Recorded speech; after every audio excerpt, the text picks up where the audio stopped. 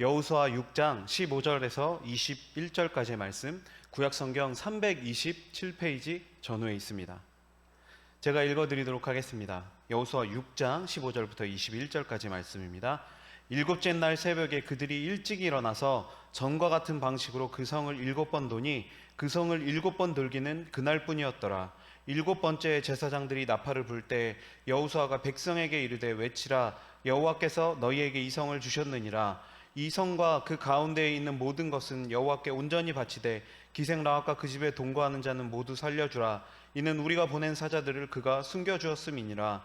너희는 온전히 바치고 그 바친 것 중에서 어떠한 것이든지 취하여 너희가 이스라엘 진영으로 바치는 것이 되게 하여 고통을 당하게 되지 아니하도록 오직 너희는 그 바친 물건에 손대지 말라. 은금과 동철 기구들은 다 여호와께 구별될 것이니 그것을 여호와의 곳간에 드릴지니라 하니라. 이에 백성은 외치고 제사장들은 나팔을 불매 백성이 나팔 소리를 들을 때 크게 소리질러 외치니 성벽이 무너져 내린지라. 백성이 각기 앞으로 나아가 그 성에 들어가서 그 성을 점령하고 그 성 안에 있는 모든 것을 온전히 바치되 남녀노소와 소와 양과 나귀를 칼날로 멸하니라. 아멘.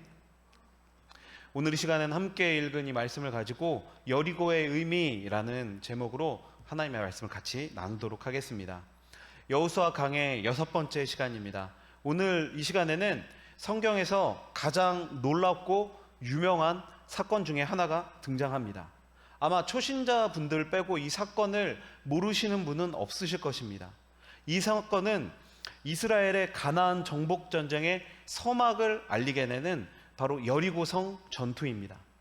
주일학교 학생들에게조차도 매우 친숙한 이 전투는 성경학교 때마다 단골 주제이기도 하고 또 찬양이나 또 게임 여러 가지 것들을 통해서 사실 우리에게 너무나도 잘 알려져 있는 것입니다.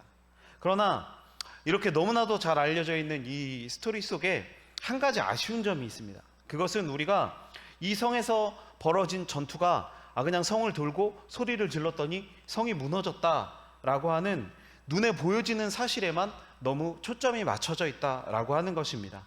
그래서 이것이 믿어지면 믿는 것이고 이야기가 너무 좀 허무맹랑한 것 같다라고 하면 믿어지지 않는, 그냥 너무 단순하게 보여지는 것으로만 모든 것이 판단되어지는 그런 사건이 될 수도 있다라는 것입니다.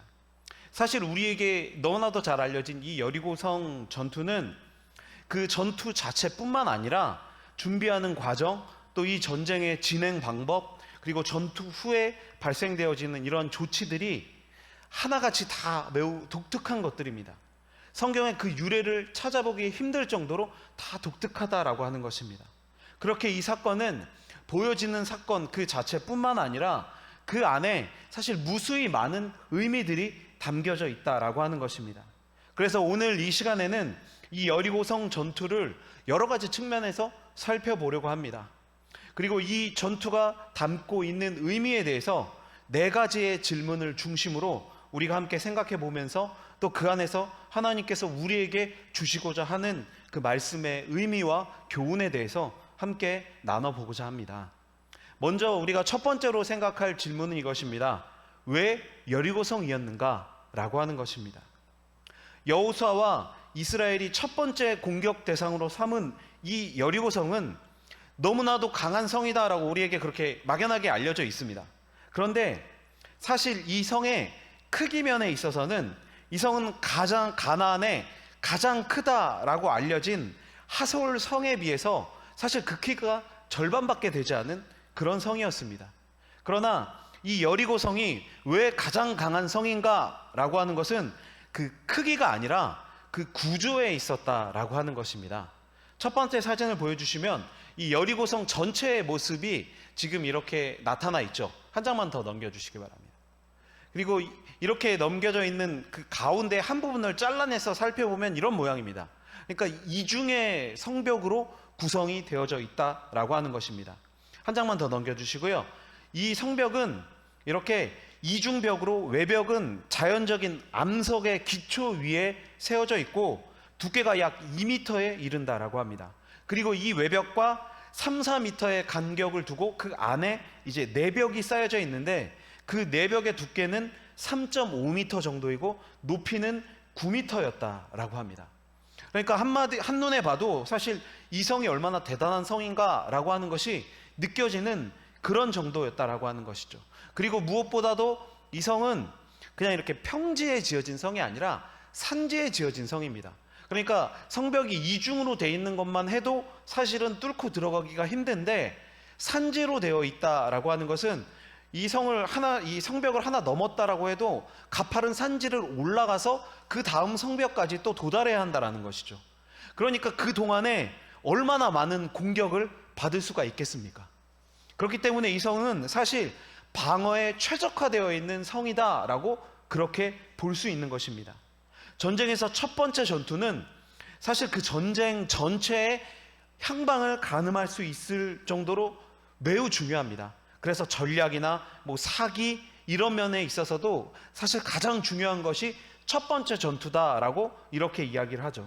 그렇다면 방어에 최적화되어 있을 뿐 아니라 가장 강력한 성이라고 알려진 이 성을 첫 번째 전쟁 상대로 정하는 것은 인간적인 기준으로 봤을 때 사실 그렇게 옳은 선택은 아니라고 할 수 있는 것입니다. 그러니까 다른 몇 개의 성을 점령하고 난 다음에 이스라엘이 사기가 막 오르고 우리가 할 수 있다 그런 마음을 딱 가졌을 때 가장 강력한 이 성을 점령하려고 나아가는 것이 사실 전략면에 있어서는 가장 좋은 것이다 라고 하는 것이죠. 그런데 그럼에도 불구하고 이 여리고 성을 향해 나아간 이유가 있습니다.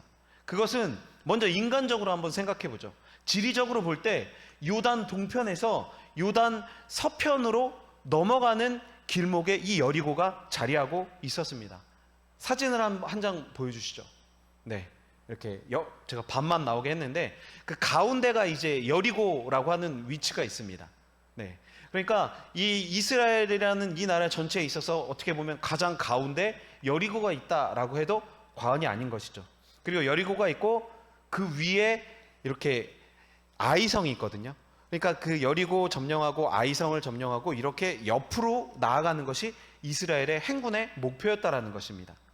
그러니까 이것은 어떠한 의미냐면은 동에서 서로 이어지는 도로가 나 있었습니다.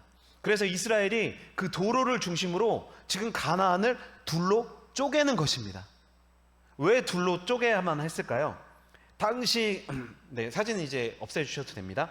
당시에 이 가나안은 한 개의 나라가 아니라 여러 개의 조그만 도시들이 각각 나라를 이루고 그 나라들이 구성되어져 있는 도시국가의 형태였습니다. 그러니까 평상시에는 각각 이렇게 도시국가 형태로 그냥 이렇게 자기들끼리 살아가다가 어려움이 닥치거나 외부의 침입이 발생하면 이러한 도시들이 서로 동맹을 맺고 연합하여서 적과 맞서는 그러한 정치적인 구조를 가지고 있었습니다. 그렇기 때문에 이 군사들의 이동로인 가장 중요한 이 동에서 서로 이어지는 이 도로를 장악하고 가나안을 남과 북으로 잘라서 각계 격파를 시키려고 했었던 것이 바로 이 여리고를 점령하고자 하는 이유였다라고 하는 것입니다. 그리고 또 한 가지 이유는 이 여리고 성에 있는 군대가 너무나도 강했기 때문에 사실 이 성을 피해서 다른 곳을 공격해 들어가면 언제든지 등 뒤에서 여리고 성의 군대에 의해서 공격을 받을 수 있는 그런 위치를 가지고 있었기 때문에 이 여리고를 공격했다라고 볼 수 있는 것이죠. 이것이 사실 우리가 일반적으로 계산할 수 있는 여리고 성 정복 전쟁의 실제적인 목적이었습니다. 이것이 이스라엘의 전략의 핵심적인 부분을 차지했지만, 그렇다면 하나님께서도 과연 같은 계산을 하셨을까요? 어떻게 생각하실지 모르겠습니다. 하나님께서 이 전쟁을 허락하신 이유는 사실 이러한 우리가 보고 판단할 수 있는 계산적인 이유가 아니었습니다. 이스라엘 자신들의 힘으로는 절대 승리할 수 없는 이 첫 번째 전쟁에 임하게 하시면서 하나님께서는 이 전쟁의 과정과 또 이 결과를 통해서 이스라엘이 간절히 깨닫기를 원하셨던 것, 그것이 있었기 때문에 하나님께서는 여리고를 점령할 것을 명령하셨다라는 것입니다. 그것이 무엇일까요? 그것은 오직 여호와 하나님만을 믿는 믿음과 순종이었습니다. 그러나 이것은 하나님이 가나안 전쟁을 두고 이스라엘에게 새롭게 요구하는 그런 가치는 아니죠. 여호수아서 강해를 하면서 계속해서 제가 말씀드렸었던 부분이죠. 믿음과 순종. 그것뿐만 아니라 이스라엘을 처음 부르실 때부터 하나님께서는 계속해서 그들에게 믿음과 순종을 요구하셨습니다.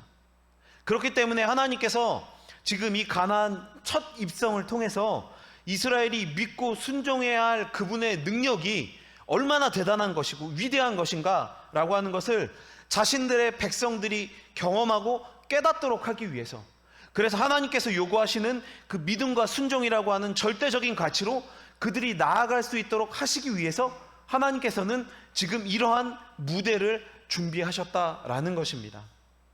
그렇다면 이제 우리가 그 다음으로 생각해 볼 문제는 여리고성 전투가 어떻게 진행되어졌는가라고 하는 것입니다. 이 여리고성 전투는 이스라엘의 전쟁 역사 속에서 이전에도 볼 수 없었고 이후에도 볼 수 없는 아주 독특한 형식으로 진행이 됩니다. 저는 이 본문을 묵상하면서 하나님께서 함께 하시는 이후의 수많은 전쟁 속에서도 다시는 이런 방법이 재현되지가 않았기 때문에 왜 하나님께서 도대체 이 전쟁을 이렇게 진행하신 것인가 라고 하는 의문을 가지게 되었습니다. 이 의문을 해결하기 위해서도 이 전쟁이 어떻게 진행되어졌는지를 우리는 살펴봐야 한다는 것입니다.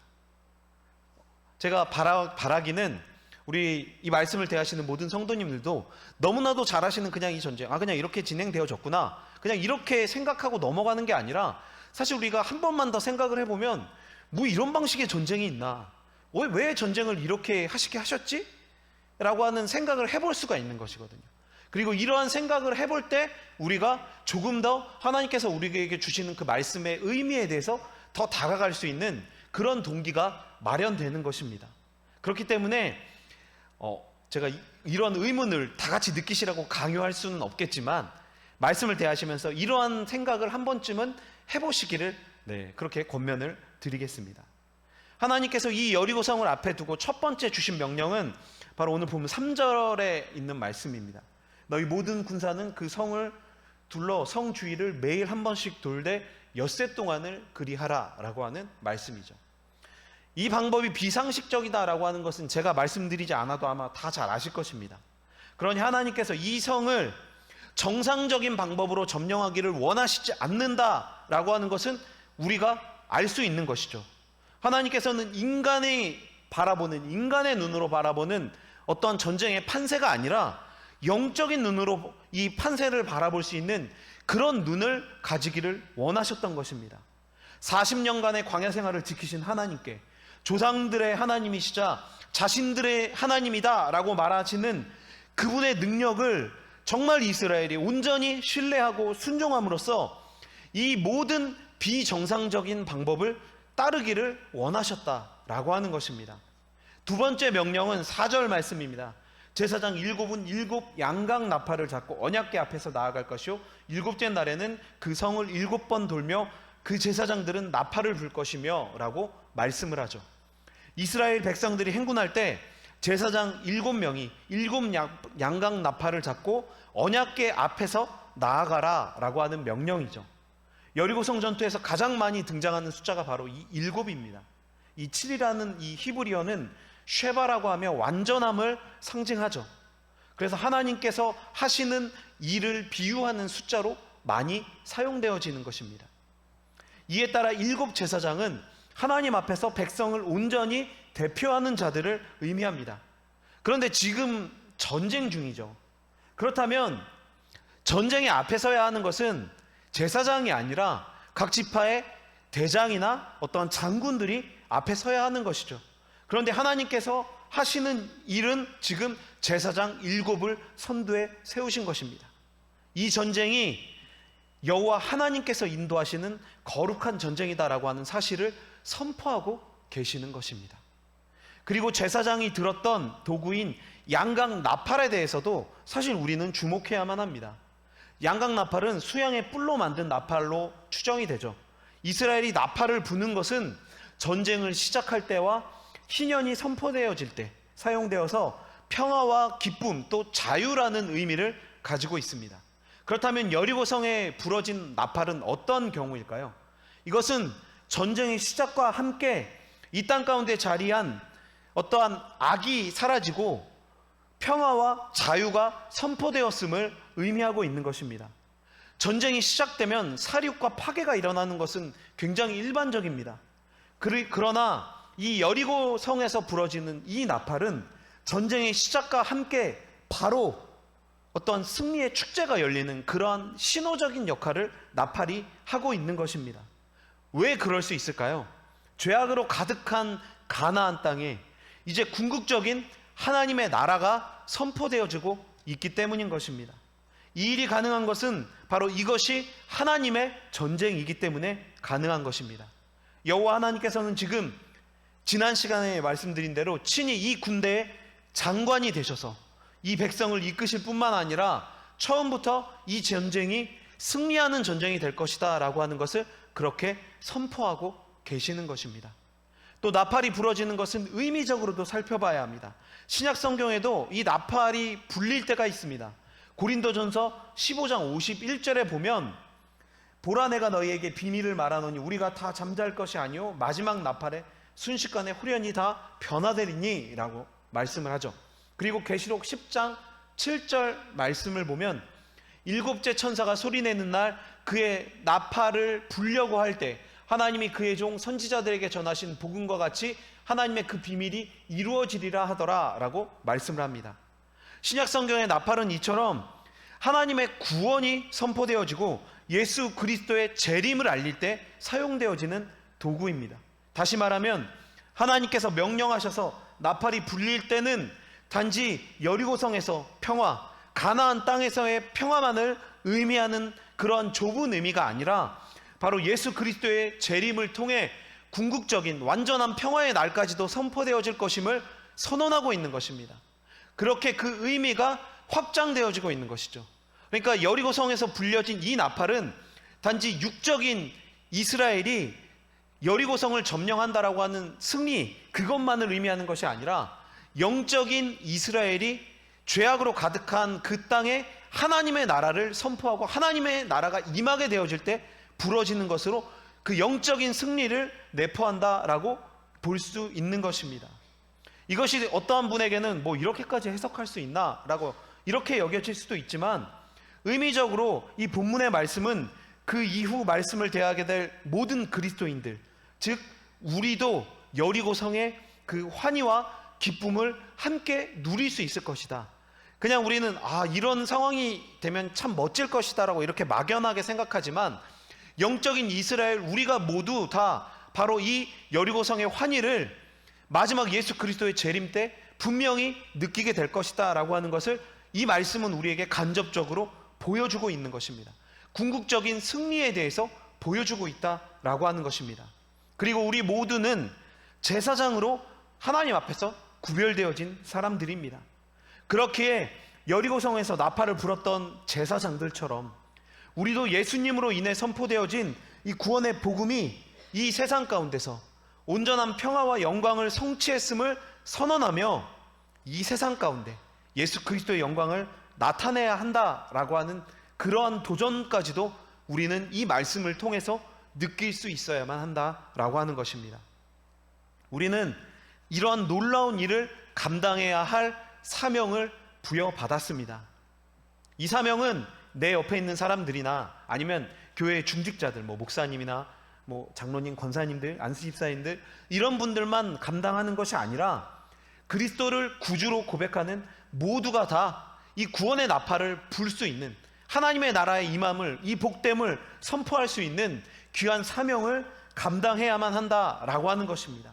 어떻게 이 일들을 감당할 수가 있을까요? 그것은 믿음의 바탕 속에서 말씀에 대한 전적인 신뢰와 순종만이 이 모든 것을 가능하게 한다라고 하는 것을 이 말씀은 우리를 통해 보여주고 있는 것입니다. 그렇기 때문에 우리는 이 말씀을 기억하여서 진리 외에 그 말씀 안에 거하는 것에, 그리고 그 말씀을 전하는 삶에 바로 온 힘을 내서 우리 또한 그 영광스러운 여리고성 점령과도 같은 이 영적인 하나님의 나라의 임함을 선포하게 되는 그런 귀한 역할을 감당하길 기대하는 그러한 저와 여러분이 되시기를 바랍니다.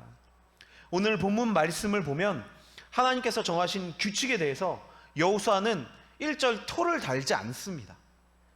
이것은 뭐 그냥 그럴 수도 있겠지라고 생각할 수도 있지만 그간 이스라엘 백성들의 광야 생활을 보면 사실 놀라운 변화이죠. 광야 생활을 할 때 이스라엘 백성들은 어땠습니까? 조금만 불편해도 모세를 원망하고 하나님을 원망했었습니다. 그때와 비교하면 사실 이것은 놀라운 변화인 것이죠.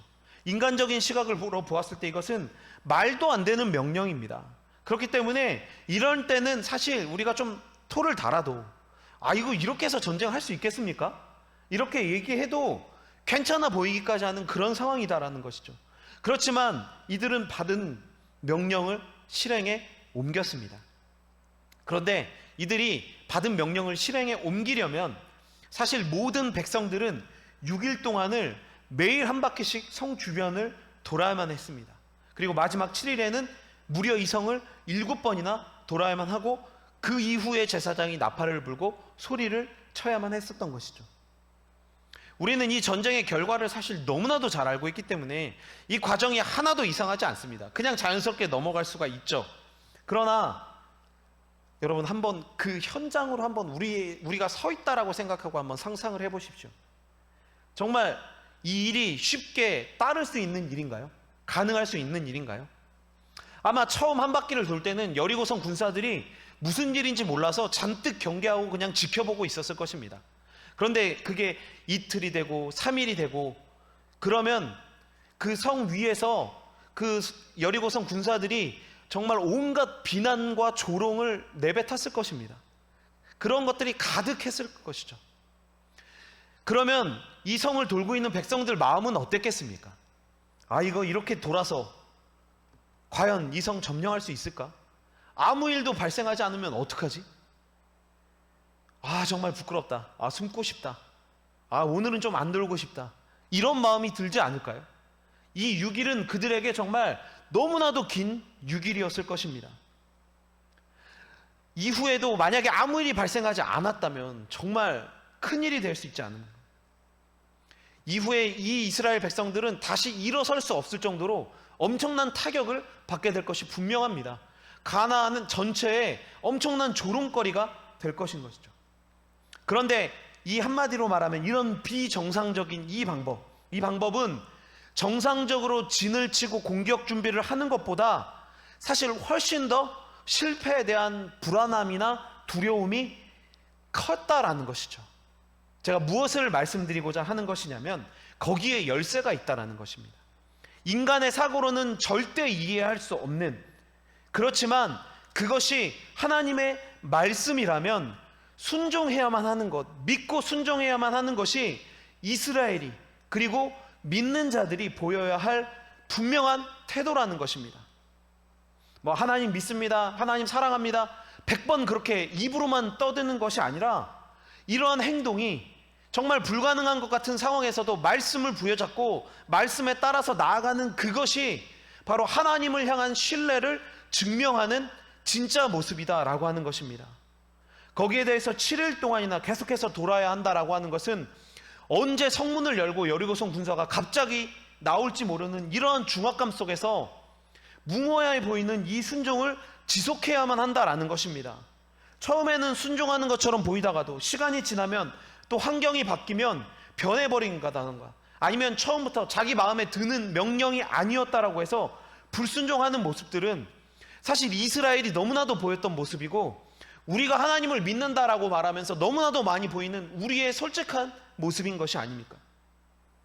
그러나 6일 동안 성을 돌면서 여리고성 사람들에게 온갖 모멸과 멸시를 당한다라도 이렇게 성만 돌아서 과연 이 강대한 성을 점령할 수 있을까라고 하는 의문이 하루하루 지나면서 더 강하게 들더라도 그것이 하나님의 말씀이라면 순종해야만 하는 것입니다.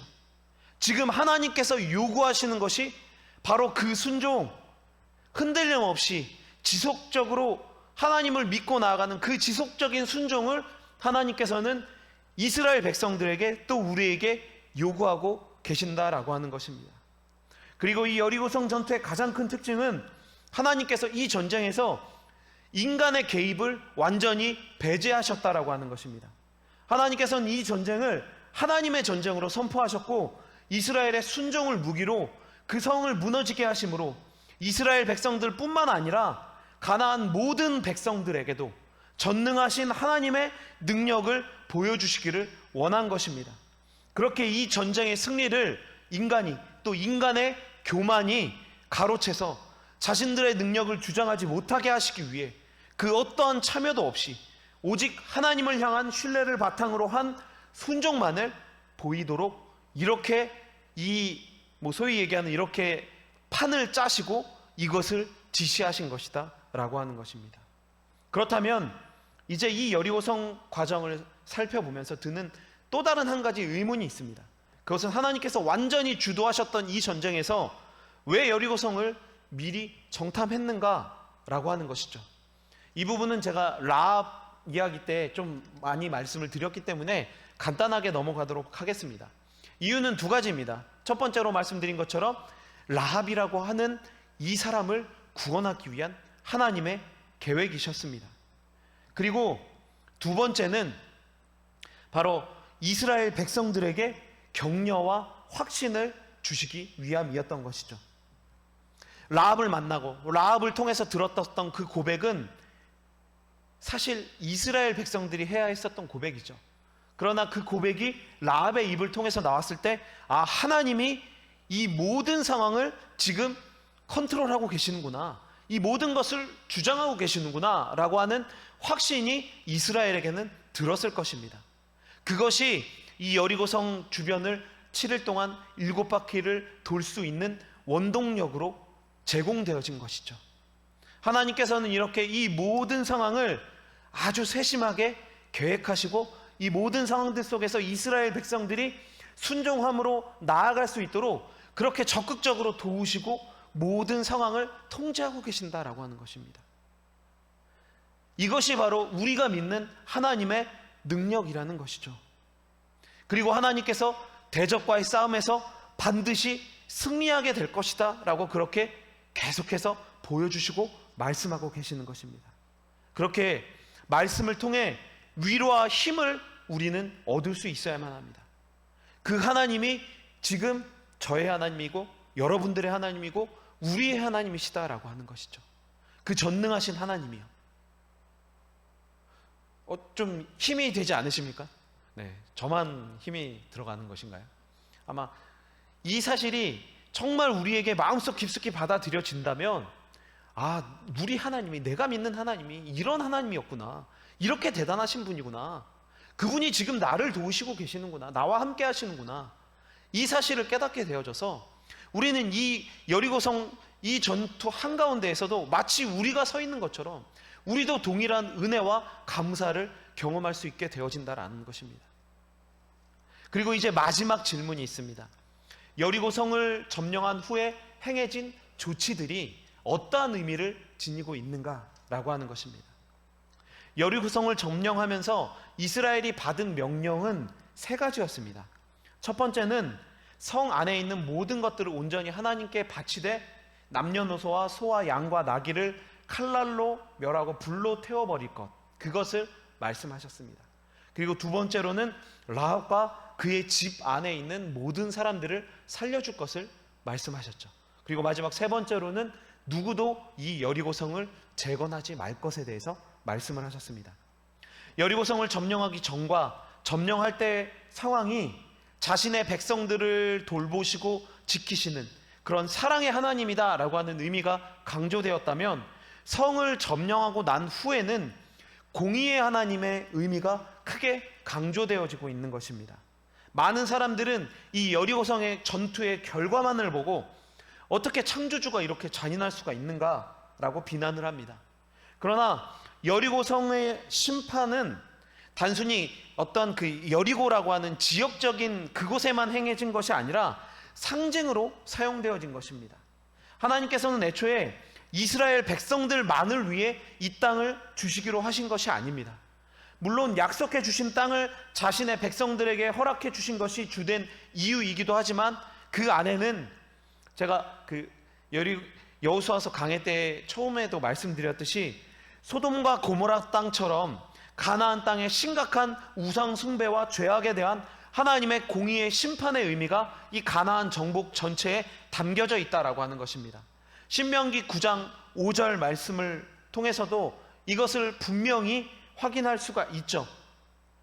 가운데 노란색으로 되어 있는 부분만 읽어보면 이 민족들이 악함으로 말미암아 내 하나님 여호와께서 그들을 내 앞에서 쫓아내심이라 라고 분명하게 하나님은 자신의 심판의 이유를 말씀하고 계십니다. 그리고 이 심판이라는 큰 울타리 속에서도 점령 후에 모든 것을 진멸하고 불로 태워버린 곳은 방대한 이 가나안 땅 점령에서도 상징적인 의미를 가진 세 곳에서만 행해졌습니다. 그러니까 성을 점령하고 모든 것을 진멸하고 불사른 곳은 세 개의 성에서만 자행되어진 것이죠. 하솔과 아이와 여리고, 이 세 가지 성에서만 그 일이 벌어졌다라는 것입니다. 이것이 바로 상징적인 의미를 나타낸다라고 하는 것이죠. 아주 중요한 심판이 선언되어지는 그 성에서만 완전한 진멸과 완전한 사륙이 벌어졌다라고 하는 것입니다. 또한 이 라합의 고백 속에 드러난 사실로 인해서 죄악으로 인한 심판이지만 이 여리고성 사람들, 나아가 가나 사람들에게 구원받을 기회가 없었던 것은 아니다라고 하는 것을 분명히 알려주었습니다. 라합과 같이 이야기를 들은 사람들도 그것을 선택할 수 있는, 하나님의 길을 선택할 수 있는 길이 분명히 있었다는 것입니다. 그 기회가 있었다는 것이죠. 그러나 그들은 그 기회마저 저버렸기 때문에 결국 멸망을 당하게 된 것이고, 이것으로 하나님께 부당하다, 창조주가 어떻게 이렇게 할 수 있느냐라고 하는 따질 수 있는 문제가 이제 아니다라고 하는 것을 분명하게 보여주고 있는 것입니다. 그리고 여리고성 재건축 금지가 바로 이 여리고성에 행해진 마지막 명령입니다. 이제 여리고성이 무너져 내립니다. 그리고 이 무너져 내린 여리고성을 보면서 사람들은 하나님의 위엄과 영광을, 그리고 불순종에 대한 경고의 메시지를 기억하게 될 것입니다. 그렇기에 이 여리고성은 사실 굉장히 중요한 전략적인 요충지였습니다. 그럼에도 불구하고 하나님께서 이곳에 다시 성을 건축하는 것을 허락하지 않으신 것입니다. 그리고 만약 이 성이 다시 건축된다면 그것은 그 자체로 하나님의 심판에 대한 부정인 것이며 하나님 앞에 불순종을 의미하게 되어지는 것입니다. 그래서 하나님께서는 특별히 이 여리고성에 대해서만 이것을 다시 건축하는 것을 금지하셨고, 이 성을 다시 건축하는 자는 저주를 받게 될 것이다 라고 그렇게 분명하게 말씀을 전하신 것입니다. 여기서 저주하다라는 이 단어는 주로 하나님과의 언약 관계를 깨트리는 그러한 문헌에서 발견되어지는 단어입니다. 그렇기 때문에 이 언약을 저버린 불순종에 대해서 분명한 대가를 치르게 될 것이다 라고 하는 경고의 메시지로 이것이 사용되어졌다라고 하는 것을 확인할 수가 있는 것이죠. 결국 이 여리고성이 주는 의미는 하나님의 백성들이 오직 그분만을 향한 절대적인 신뢰와 말씀에 대한 순종을 가지고 나아갈 때 받게 되어지는 하나님의 사랑과 구원에 대해서, 그리고 죄와 불순종에 대한 심판과 경고까지, 그러니까 모든 역사가 집약되어져 있는 것이 바로 이 여리고성 전투다라고 하는 것입니다. 이날 이스라엘 백성들은 무엇을 경험했을까요? 아, 이게 정말 되는구나. 눈에 보이는 게 중요한 게 아니라 하나님의 말씀을 믿고 따르니까 정말 우리가 이렇게 말도 안 되게 승리를 경험하게 되는구나.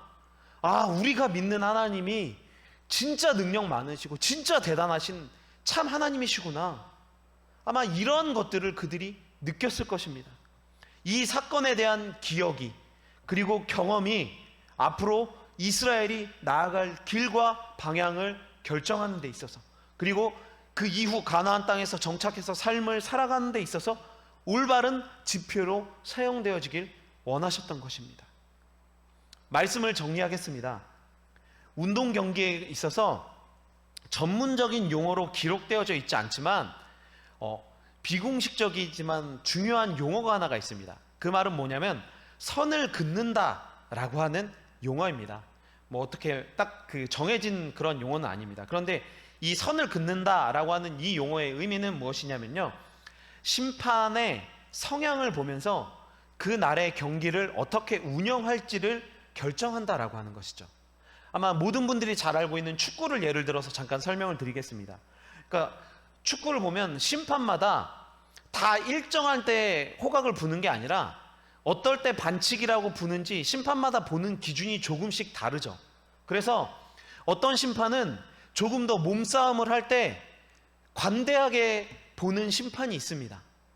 그러니까 오늘 심판이 몸싸움에 있어서 좀 관대하구나 라고 하는 그런 경기 운영을 한다라고 하는 것을 알게 되어지면 이 심판에 맞춰서 경기를 운영할 때 조금 더 과감한 몸싸움을 감독이 주문을 하고 선수도 거기에 맞춰서 조금 더 과감하게 몸싸움을 하는 것, 이것이 바로 선을 긋는다라고 하는 용어입니다. 그러니까 어떻게 보면 이렇게 그때그때 선을 그으면서 대처를 잘하는 선수가 뭐 실력이 뛰어난 선수도 좋은 선수이지만 이렇게 그날 상황에 맞춰서 임기응변을 잘하는 선수가 또 잘하는 실력이 뛰어난 선수보다 더 잘하는 선수다라고 이야기를 듣기도 하는 것입니다.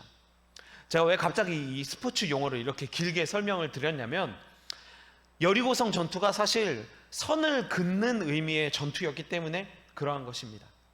하나님이 이스라엘을 상대로 선을 그어주고 계신다라는 것이죠. 이것은 야, 선 그었어, 이 선 넘어가면 너네 죽어, 뭐 이런 식의 협박이 아닙니다.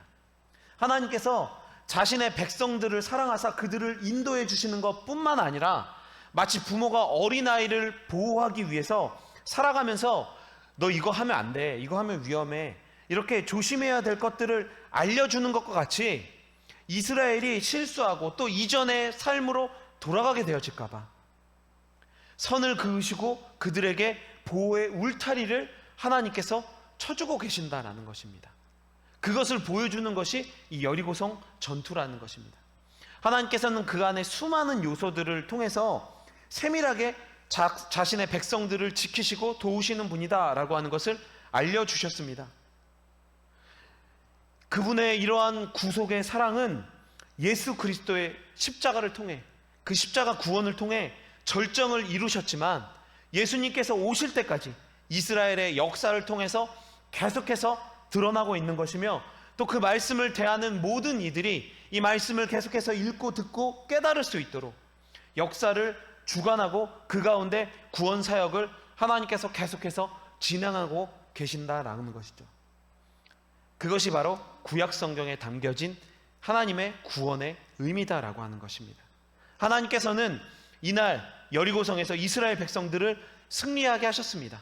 그리고 그뿐만 아니라 이후 하나님을 믿고 따르는 자들이 어떠한 영광을 얻게 되는지도 바로 이날 전투를 통해서 분명하게 보여주셨습니다. 오늘 우리는 이날 이 승리에 대해서 어떠한 마음을 가져야만 할까요? 그냥 그런 신기한 전쟁이 있었지, 우리 주일학교 아이들이 이해하는 정도로, 우리가 그 정도로 이해하고 넘어가서는 안 된다라는 것입니다. 먼저는 끝까지 자신의 백성을 도우시는 그 하나님을 향해 그 신뢰를, 내가 정말 하나님을 믿고 따를만 하구나, 하나님은 정말 위대하시고 엄청난 분이시구나 라고 하는 그것을 다시금 우리 마음 가운데 분명하게 새길 수 있어야만 하는 것입니다. 그리고 우리도 정말 그 여리고성에서 선포되어진 그 영광의 승리, 그 자리에 나도 참여하고 싶다, 나도 그 자리에 함께하고 싶다라고 하는 강한 열망이 우리 마음 가운데 있어야만 한다는 것입니다. 우리에게 그 기회가 있다라는 것입니다. 예수 그리스도의 재림 때 천군 천사가 나팔을 불 때 우리는 바로 이 영광의 현장을 다시금 경험하게 될 것입니다. 그렇기 때문에 우리가 이 영광의 현장을 계속해서 묵상하며 그날을 사모하고 기억하여서 우리에게 주어진 모든 신앙의 길 가운데 우리 또한 이스라엘처럼 그렇게 하나님을 순종함으로 그 모든 길을 나아가야만 할 것입니다. 그렇게 나아갈 때 우리도 이스라엘 백성처럼 영광의 승리를 경험하게 될 것이고, 우리 또한 끊이지 않는 그 기쁨 속에서 기쁨의 함성을 하나님 앞에서 마음껏 부르게 될 그날을 분명히 경험하게 될 것입니다.